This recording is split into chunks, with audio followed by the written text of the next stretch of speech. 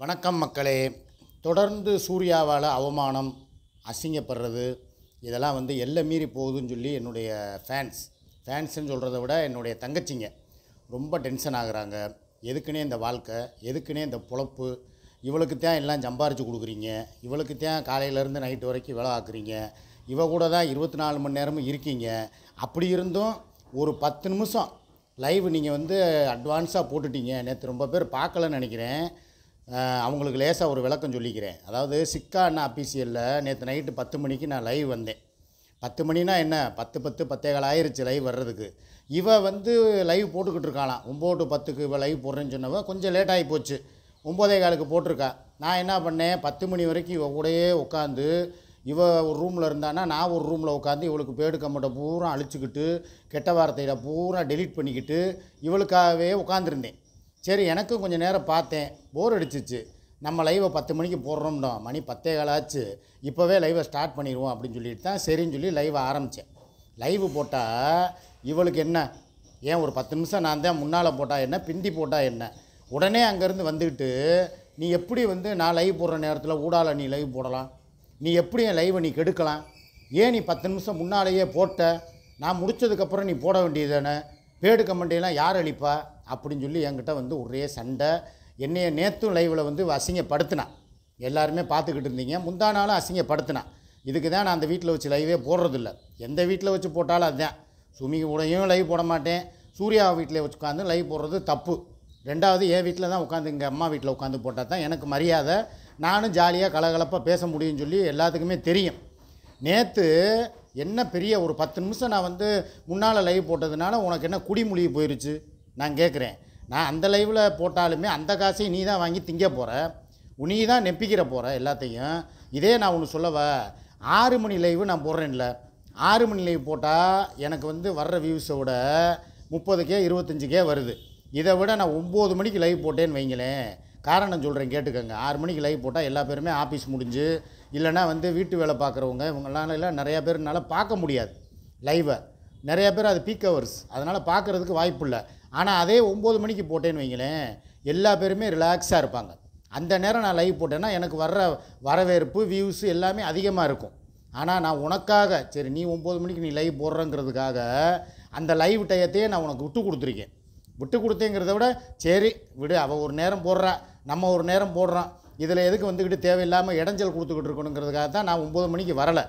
இல்லாட்டினா நான் எப்போவோ என்னுடைய திட்டத்தை மாற்றி 9 மணிக்கு லைவ் போட்டிருந்தேன்னா நீ எப்போ போடுவ, உன்னுடைய வியூஸ்லாம் மாறிடும். உனக்கு இப்போ போகுது பாரு லட்சக்கணக்கான வியூஸு, இதெல்லாம் அப்படியே மாறிடும். நான் 9 மணிக்கு வந்தேன்னா யூடியூப்பு எனக்கு வியூஸை பிரித்து கொடுத்துரும். அப்போ உனக்கு என்ன ஆகாது, மைனஸு. இதனால் இன்னொன்று தெரியுமா, சுமியவுமே நான் என்ன சொல்லி வச்சுருக்கேன், அவள் 9 மணிக்கு லைவ் போடுறா, போட்டும், நீ எதுவும் அவள் போடுற டயத்தில் லைவ் போடாதன்னு சொல்லி பெருந்தன்மையாக நாங்கள் புருஷன் பொண்டாட்டி 2 பேருமே சரி நீ ஏதோ போனால் போட்டும் பொழைச்சி போன்னு சொல்லி உனக்காக நாங்கள் விட்டு கொடுத்துருக்கோம். சரி போட்டும் லைவ்னு சொல்லி. ஆனால் ஒரு 10 நிமிஷம் நீ 50 நிமிஷம் உன் லைவை ஓட்டிட்ட, ஒரு 10 நிமிஷம் நான் முன்னால் போட்டதில் உனக்கு அப்படியே எல்லாமே இடிச்சிருச்சு. இனிமேல் நான் சொல்கிறேன் கேட்டுக்க, அசிங்கப்படுத்துகிற வேலையை இதோட நிப்பாட்டு. நீ லைவில் வரும்போது நான் போட்டுக்கிட்டு உட்காந்துருக்கும்போது கதவை தட்டுறது, எங்கள் அம்மா வீட்டில் லைவ் போட்டுக்கிட்டு இருக்கும்போது ஊடால லைவை கெடுக்கிறது, இது போக லைவ்லையே தேவையில்லாமல் உன் வீட்டில் வச்சு லைவ் போட்டாலுமே நீ ஏன் உன் மூஞ்சி முகரையும் பாரு, அதை பாரு இதை பாருங்கிறது, ஓப்பன் ஸ்பீக்கரை போட்டு விட்டா என்னது மாங்கொட்டை மாமா என்னென்னமோ சொல்கிறா, என்னென்னத்தையோ சொல்லி தொலைகிறா. மெண்டல் பிடிச்ச மூதேவி எதையாவது பேசி தொலையுது, போயிட்டு போகுது, நம்மளை விட்டாச்சு. தேவையில்லாமல் என்னை தேவையில்லாமல் அசிங்கப்படுத்துறது, ஒவ்வொரு வீடியோ என்னை அசிங்கப்படுத்துகிறத இதோட நிறுத்திக்க. இதுதான் உனக்கு நல்லது. நான் இன்னையிலேருந்து வேறு புதுசாக ஒரு திட்டத்துக்கு நான் போயிட்டேன். இனிமேல் இவ லைவ் இதில் போட்டால் என்ன, நான் இனிமேல் 10 to 11 மோஜில் போட போகிறேன். அதே மாதிரி மத்தியானம் 1 to 2 மோஜில். ஏன்னா பழைய மாதிரி எல்லா பேருமே என்னுடைய ஃபேன்ஸ் எல்லாமே மோஜுக்கு வாங்கினேன். நிறையா பேர் இப்போ புது கிஃப்டர்லாம் வந்திருக்காங்க. நீங்கள் அங்கே வந்தீங்கன்னா நம்மளுக்கு பழைய கிஃப்டர்ஸ்லாம் எல்லாம் திருப்பி வருவாங்கன்னே. பாட்டும் பாடலாம். இப்போ எனக்கு என்ன ஒரு பிரச்சனைனா, சிக்கா அண்ணா அஃபீஷியலில் நீங்கள் சொல்லி நான் 2-3 நாளாக தொடர்ந்து பாட்டாக பாடிக்கிட்டு இருக்கேன்ல, எல்லா வீடியோவுக்கும் காப்பி ரைட் வந்துருச்சு. 3 வீடியோ லைவ் போட்டதுக்கு 3க்குமே காப்பி ரைட்டு.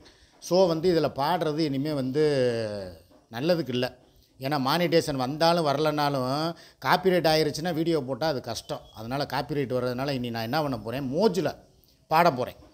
டான்ஸ் ஆடுவோம். வின் பண்ணால் முன்னாலையெல்லாம் மோஜில் பேட்டல் போடுவோம்.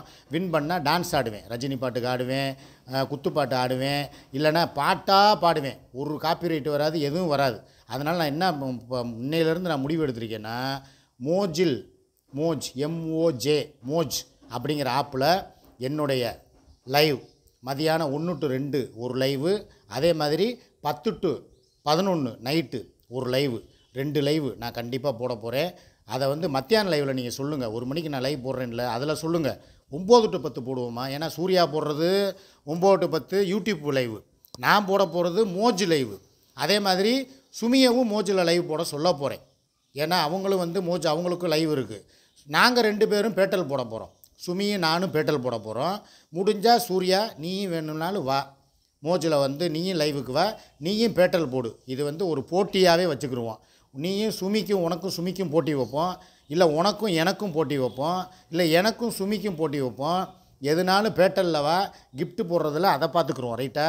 தேவையில்லாமல் யூடியூப்குள்ளே வந்துக்கிட்டு என்னை அசிங்கப்படுத்துறது, இவ்வளோத்துக்கும் தெரிஞ்சும் தெரியாமல் எவ்வளவோ வேலைகள் நான் பார்த்துக்கிட்டு தான் இருக்கேன். வேலைகள்னால் என்ன, பாத்திரம் விளக்குறது, மாவு வாங்கிட்டு வர்றது, இட்லி ஊற்றுறது, சட்னி அரைக்கிறது, இது எல்லாமே மறைமுகமாக நானும் பார்த்துக்கிட்டு தான் இருக்கேன். இருந்தாலும் என்னுடைய ஃபேன்ஸ் என்ன சொல்கிறாங்க, அண்ணே உங்களுக்குன்னு இருக்கிற ஒரு கெப்பாசிட்டி வேறு, உங்களுக்குன்னு சொல்லி இருக்கிற நாங்கள்லாம் உங்கள் தங்கச்சிகளுக்காக நீங்கள் இந்த வேலையெல்லாம் எங்கள் முன்னால் பண்ணாதீங்கண்ணே, இல்லைன்னா நீங்கள் பண்ணவே பண்ணாதீங்க. உங்களுக்கு என்னண்ணே குறைச்சல், நீங்கள் எதில் குறைஞ்சி போயிட்டீங்க, பணம் நல்லா சம்பாரித்து கொடுக்குறீங்க, எல்லாத்தையும் சம்பாரித்து இவ தான் வாங்கி இவ பெட்டிக்குள்ளே போட்டு நெப்பிக்கிறா, இவளுக்காகவே எல்லாம் செய்கிறீங்க. அப்புறம் ஏன்னே குனிஞ்சு வளைஞ்சு அந்த வேலை வெட்டியை பார்த்தா என்னண்ணே வீட்டுக்குள்ளே, அது கூட இவளுக்கு வலிக்குதானே. இவள் ஒரு ஆள் குடும்ப தலைவனா என்ன அர்த்தம், ஒரு ஆள் சம்பாதிக்கணும், குடும்ப தலைவியாக இருக்கிறவங்க வீட்டில் வந்து சமைக்கணும், குடும்பத்தை பார்த்துக்கிறணும். இதை விட்டுவிட்டு இவ உங்களுக்கு குடும்ப தலைவியும் கிடையாது, இவ வந்து உங்களுக்கு ஒரு எப்படி வேணாம், அதை சொல்ல விரும்பலை. ஆனால் நீங்கள் சம்பாரித்து கொடுக்குறீங்க. இதே காசை எங்கள் சுமி அத்தைக்கிட்ட கொடுத்து பாருங்கண்ணே, எங்கள் சுமி அண்ணி உங்களை எப்படி பார்த்துக்குருவாங்க தெரியுமா. அப்படியே தங்க தாம்பாளத்தில் வச்சு உங்களை அப்படியே தாங்குவாங்கண்ணே, தடுக்குவாங்கண்ணே. உங்களுக்கு காலையில் அவங்க எந்திரிச்சு வந்து காப்பி போட்டு கொடுத்து உங்களை எழுப்புவாங்க. இன்றைக்கி நீங்கள் இவளுக்கு போய் பாதாம்பால், பூஸ்ட்டு, ஹார்லிக்ஸ்ன்னு போட்டு கொண்டு போய் இவ என்னமோ பெரிய மகாராணி பேத்தி மாதிரியும் எலிசபெத் ராணியோடைய மக மாதிரியும் இவளுடைய பில்டப்புனே. இவெல்லாம் ஒரு ஆளானே, இவளுக்கு போய் எதுக்குன்னே நீங்கள் இவ்வளோ பணிவிட செஞ்சுக்கிட்டு இருக்கீங்க. இதே காசை எங்கள் அண்ணிக்கிட்ட கொடுங்கண்ணே, உங்களை தங்கமாக பார்ப்பாங்கண்ணே அப்படின்னு சொல்லி எத்தனையோ பேர் என்கிட்ட சொல்கிறீங்க. உண்மை தான், வாஸ்தவம் தான். ஏன்னா அதை மாதிரி தான். இதை விட நான் குறைச்ச சம்பாத்தியம், ஒரு எப்படி சொல்கிறது, 2 வீலரு வியாபாரம் பார்த்து ஒரு 500 ரூபா கிடைக்கும் கம்சே. அப்போல்லாம் 500 ரூபா கிடையாது, 250 ரூபா தான். அந்த 250 ரூபாயை கொண்டு வந்து கொடுத்தாலே என் மனைவி அப்படி தங்கமாக வச்சு என்னை பார்த்து வீட்டுக்கு தேவையானது அந்த 250லையும் 100 ரூபாயை செலவு பண்ணிட்டு 150 ரூபாயை சிக்கனம் பண்ணி வைப்பாங்க. ஆனால் உனக்கு ஒரு மாதம் எவ்வளோ ஆயிரக்கணக்கில் வந்தாலும் 10 தான், 50 காசுங்க கடை வாங்கி கூட செலவு பண்ணுறாங்க. இதெல்லாம் சொல்கிறா வந்துக்கிட்டு, நான்லாம் இப்போ குடிக்கிறதே இல்லை, நான் குடியை நிப்பாட்டி 10 நாள் ஆச்சு, நீ நொட்டுன. உன் உண்மையை நான் உடைக்கவா, உன் பிள்ளைய இருக்காங்க, உங்கள் அம்மா இருக்குது, திலீப்பை வளர்ந்துட்டேன், தலைக்கு மீறி வளர்ந்துட்டேன். அவன் தலைக்கு மீறினவன் தோலுக்கு மேலே வளர்ந்தா தோளேன். அவன் முன்னால் குடித்தா உன்னை 4 அப்பு அப்பிடுவேன் அப்படிங்கிற பயம். அதனால தான் நீ வந்து வீட்டில் வச்சு குடிக்காமல், எனக்கு அந்த இது இருக்குது பயம்னா எனக்கு ஒரு மரியாதை.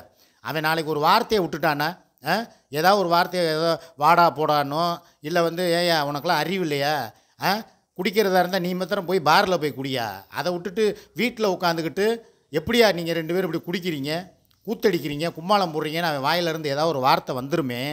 அதுக்காகத்தான் நான் பயந்துக்கிட்டு சரி வேணாம், நம்ம மரியாதையை நம்மளே கெடுத்துக்கிற கூடாதுன்னு சொல்லி குடிக்கலை. இவளும் வந்து குடிக்காத காரணம், திலீப்பை வளர்ந்துட்டேன், பெரிய பயிலாக இருக்கேன், குடிக்கக்கூடாதுன்னு உடனே வந்துக்கிட்டு நான் வந்து குடியை நிறுத்தி விட்டேன், என்னால் வந்து குடிக்காமல் இருக்க முடியும். உன் லட்சணத்தை பார்ப்போம். அவன் ஸ்கூலுக்கோ ஹாஸ்டலுக்கோ போனதுக்கப்புறம் இதே மாதிரி நீ இருந்தேன்னா உன்னை ஒத்துக்கிடலாம், நீ நல்லவ பரவாயில்லையே, இவளும் குடியை வந்து நிப்பாட்டிட்டான். இவன் சொல்கிறா, என் குருஜி சொன்னார்கள், எனக்கு வந்து இனிமேல் நான் குடிக்கவே கூடாதுன்னு சொல்லி மனசுக்குள்ளே வைராக்கியம் வச்சுட்டேன் அப்படின்னு சொல்லி உங்கள்கிட்ட உருட்டுறான். அதெல்லாம் நம்பாதீங்க. அவங்க அம்மா இருக்கிறதுனால, அவங்க பிள்ளைய இருக்கிறதுனால அவள் என்னடா பண்ணுறதுன்னு தெரியாமல் முழிச்சுக்கிட்டு கிடக்கிறான். அப்படியே ஐயோ குடிக்க முடியலையே, அப்படியே இந்த 8 மணி ஆனால் இந்த குடிகாரங்களுக்கெல்லாம் கை கால்லாம் வெட்ட வெட்ட வெட்ட வெட்ட வெட்ட வெட்ட வெட்டன்னு நடுங்கு பாருங்கள். அந்த மாதிரி இவளுக்கு அப்படியே ஒரு 2 நாள் 3 நாள் குடிக்கலனாலே நடுங்கும். ஆனால் இவள் எவ்வளோ பிளான் பண்ண, எப்படியாவது வாங்கிட்டு வா, வேணவே வேணாம், நீ குடிச்சன்னா அதுக்கப்புறம் நீ ஒரு ஆளாக இருக்க மாட்ட, நீ 2 ஆள். அதுக்கப்புறம் வந்துக்கிட்டு தேவையில்லாமல் வார்த்தையில் விடுவ, தேவையில்லாமல் உங்கள் அம்மா ஒரு நாள் எப்படி என்ன பண்ணுச்சு இவங்க அம்மாவை தரன்னு முடியை இழுத்துட்டு போய் வெளியே வாசல் வரைக்கும் இவ விட்டவ இவ தான். வெளியே போன்னு சொல்லி முடியை இழுத்துட்டு போய் விட்டவ இவ தான். நேற்று உட்காந்துக்கிட்டு அம்மா தான் தெய்வம், அம்மாவுக்கு நான் இனிமேல் எல்லா மரியாதையும் கொடுப்பேன், அப்படியே நடிப்பேன். உங்கள் அம்மாவுக்கு நீ மரியாதை கொடுத்த லட்சணம் எனக்கு தெரியாதா? இந்த வடிவேலனை ஒரு படத்தில் சொன்ன மாதிரி 6 மணிக்கு மேலே ஆட்டோ ஓடாது. காரணம் ஒயின் ஷாப்பை பார்த்தோன்னா நடுங்கி நிப்பாட்டி குடிச்சிட்டு போய் கோவிந்தசாமி கதவை துற, என்னடா அப்பா தூங்குறாரா, அப்பனா இவனா அப்படிங்கிற மாதிரி உங்கள் அம்மாவை நீ கேட்ப, ஆத்தாளா இவளா அப்படின்னு சொல்லி, என்னடா காலையில் நல்லா தானடா பேசுனேன், குடிக்கவே மாட்டேன்டா அப்படின்னு சொல்லி சூர்யாட்ட கேட்கும் அவங்க அம்மா. ஏண்டி காலையில் வரைக்கும் நல்லா தானடி பேசுனேன், குடிக்கவே மாட்டேன்டா, ஏய் அது வேற வாயி இது நரவாயி அப்படின்னு சொல்லிட்டு உங்கள் அம்மாவை திருப்பி முடியை இழுத்துட்டு போய் வெளியே போடுவேன்.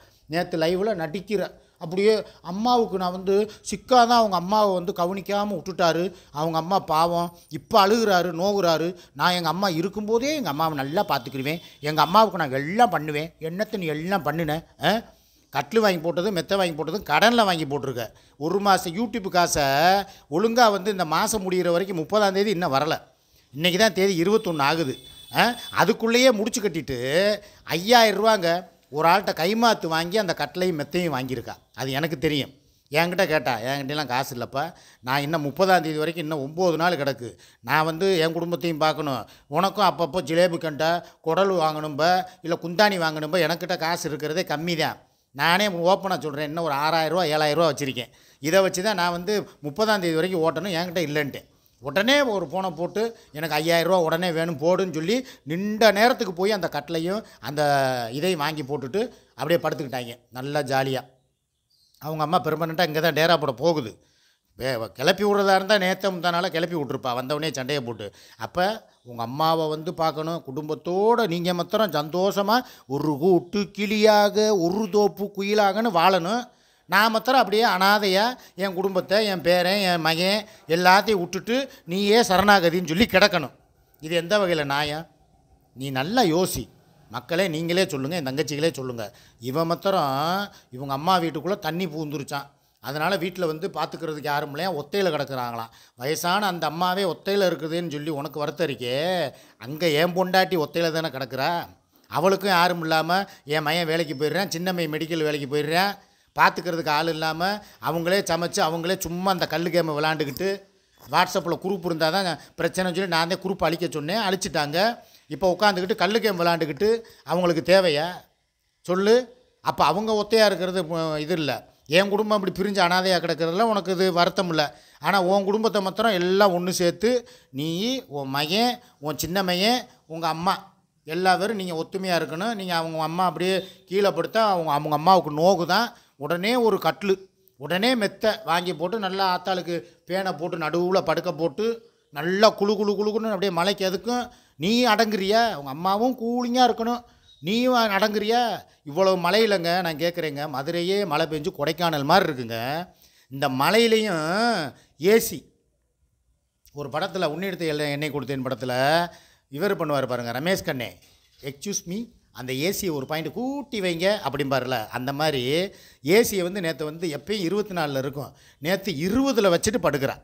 எப்படி நான் சொல்கிறேன், எனக்கு முடியலப்பா கொஞ்சம் நேரம் ஆஃப் பண்ணு, குதுன்னு வருது, காய்ச்சல் வர்ற மாதிரி இருக்குது அப்படின்னா நீங்கள் போய் வெளியே போய் படுத்துக்கோங்க, நானும் என் பிள்ளைகளும் உள்ளே படுத்துக்கிறோம். எப்படி ஏசி வாங்கி கொடுத்தது நான், கரண்ட்டு பில்லு கட்டுறது நான், 6500 ரூபா 7000 ஓவா கரண்ட்டு பில்லு கட்டுறது நான், இவங்க ஓசியில் படுத்துக்கிட்டு நான் போய் வெளியே படுக்கணுமா? நான் சொன்னேன் ஒன்றும் பிரச்சனை இல்லை, என் வீட்டில் போய் படுத்துக்கிறேன் அப்படின்றதுக்கு ஆஹா அங்கே நீ போகக்கூடாது, நீ இங்கே தான் படுக்கணும். என்ன பாருங்க, ஒரு நாளில் இவ என்னென்ன ஆட்டி வச்சு கூத்து பார்க்குறான்னு பார்த்தீங்களா? வாங்கிறது ஓசியில் ஏசி, கரண்ட்டு பில்லும் ஓசி, உனக்கு நீ கட்ட போகிறதில்ல நான் தான் கட்டுறேன், இவ்வளவு தூரம் உனக்கு செஞ்சும் உன் திமுரு அடங்குதா? நல்லா பார்த்துக்க, இது நிலைக்காது. இவ்வளவு பண்ணிட்டும் நீ வந்து லைவில் வந்து என்னை வந்துக்கிட்டு காரி துப்புறதும் கரிச்சு கொட்டுறதும் உன்னைய உட்காந்துக்கிட்டு நீ போடுற நேரத்தில் நாங்கள் ஒரு 5 நிமிஷம் 10 நிமிஷம் முன்னால் போட்டால் உனக்கு அப்படியே பொங்குற வந்து அப்புறம் வந்து நடிக்கிற. சுக்குமல்லி காப்பி போட்டு கொடுக்குறதுக்கு பதிலாக சுடுதண்ணியை போட்டு தர்ற. நடத்துவோம் நாடகத்தை. என்றைக்குனாலும் இதுக்கு நீ உனக்கு பதில் சொல்லித்தான் ஆகணும். நான் கூடிய சீக்கிரம் எனக்கு மனசில் அவ்வளவு இருக்குது ஆதங்கம். கொட்டணும்னா ஒரே வீடியோவில் கொட்டிடுவேன். வேணாம், வெயிட் பண்ணுங்கள். கொஞ்சம் கொஞ்சமாக வண்டாவாளத்தை நான் தண்டவாளத்தில் ஏற்றுறேன். மோஜ் லைவ் இன்றைக்கி 1 மணிக்கு உண்டு மதியம். அதே மாதிரி நைட்டு 9 மணிக்கா 10 மணிக்காங்கிறத நீங்களே டிசைட் பண்ணுங்கள். நான் ரெடி. பழைய மாதிரி இனிமேல் மோஜில் பாட்டு பாடுவோம், ஆடுவோம், டான்ஸ் ஆடுவோம், கொண்டாடுவோம். ஓகேவா? பாய் நட்புகளே. நான் பேசுனது தப்பு இருக்கா? வழக்கம் போல் கமெண்டில் கழுவி ஊற்றுங்க. பாய்.